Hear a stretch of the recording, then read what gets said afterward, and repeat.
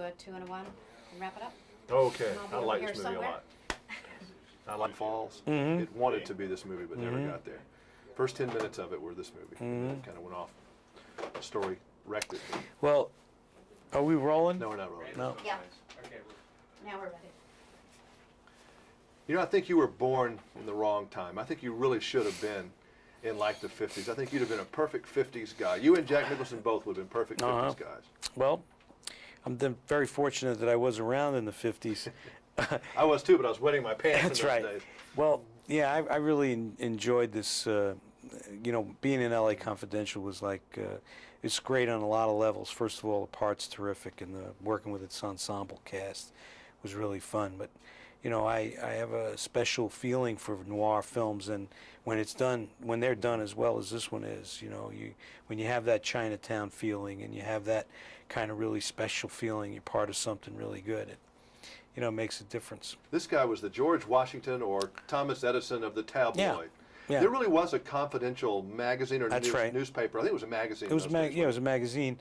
I remember Confidential magazine, where you'd see that when you go to get a haircut when you were a kid, you know, in Jersey, and first magazine you picked up was Esquire because that had all the good babes in it, and then the second one was Confidential. There was always somebody coming out of it, you know, like hiding their face, or, you know, somebody handcuffed starlet or young star caught in love nest with producer's wife or something like that. But see, you know, they complain about the tabloids now, but it was really bad when those guys were juiced up.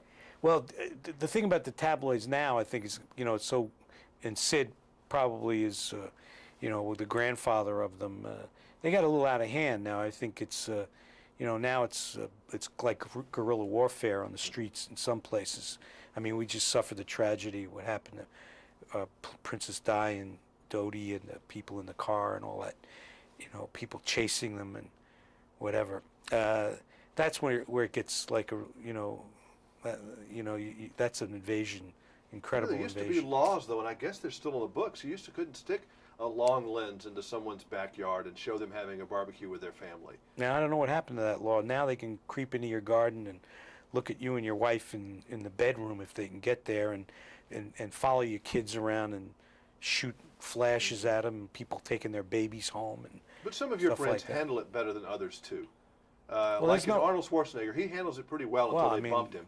Well, they chased Yeah, then that Arnold. was a bad deal. Well, Nicholson has handled it pretty well, considering. Yeah, he's had a couple of, you know, run-ins, but it's like, it's not so much that handling it well. It's just like it's you're not supposed to be able to handle that well. Yeah. That's why we have laws, and you're supposed to be protected. I mean, if somebody was hounding you as an individual on the street, people would call the police. I mean, if if people were walking after, following you, or following you from store to store to store to store, and bugging you and asking you for things, whatever it was, about your column or your TV show or your whatever, you would call the police, definitely, and you'd have some kind of protection.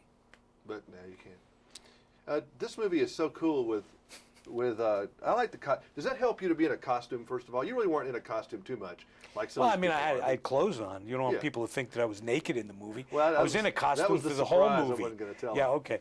Well, you know, it helps. All that stuff helps. Meeting Curtis and Hanson, who directed the movie, and steeping yourself in all the, you know, he showed us lots of pictures, and we listened to the music, and it's like you bring yourself into that time period and try to, as if your way in through that character, and those are, you know, the costume's certainly a big part of it. You know, that if you have a hat or suspenders or, you know, things that you wear that are different from what you normally. Michael Douglas was complaining in the press very recently, this past week, about the fact there aren't enough good stories and scripts out there. He's having trouble finding things for himself.